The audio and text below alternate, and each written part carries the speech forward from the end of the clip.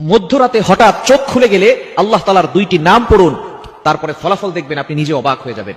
মধ্যরাত, এই রাতটা হচ্ছে রাতের শেষ অংশে যদি আপনার চোখ খুলে যায় তাহলে মনে করবেন আল্লাহ তাআলা আপনাকে সফলতার দ্বার প্রান্তে পৌঁছে দেওয়ার জন্য আপনার চোখটাকে খুলে দিয়েছে। কিন্তু দুঃখজনক হলেও সত্য, আমরা অনেকেই রাতের বেলা হঠাৎ করে চোখ খুলে গেলে অথবা ঘুম ভেঙে গেলে কিন্তু আমরা আল্লাহকে স্মরণ করি না।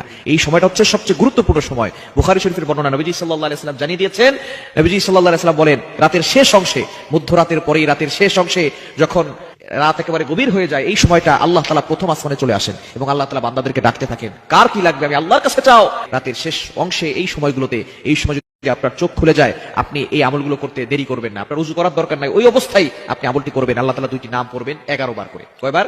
এবং দুইটি নাম পড়ার আগে আপনি 3 বার দুরূদ শরীফ পড়বেন। দুরুদের ভিতরে সর্বশ্রেষ্ঠ দুরুদ হচ্ছে দুরুদ ইব্রাহিম।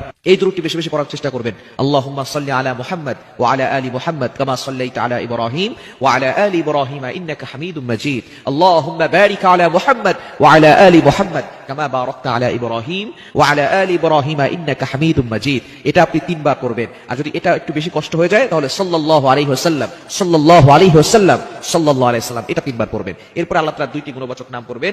আল ওয়াহ্হাব, এটা পড়বেন 11 বার। আর হচ্ছে ইয়া ফাত্তাহু, এটা পড়বেন 11 বার। এই দুইটি নাম পড়ে আপনি আল্লাহর কাছে দোয়া করবেন, দেখবেন আল্লাহ তাআলা আপনার সকল চাওয়া পাওয়াগুলো কবুল করবেন, আপনার নেক আশাগুলো আল্লাহ তাআলা কবুল করবেন।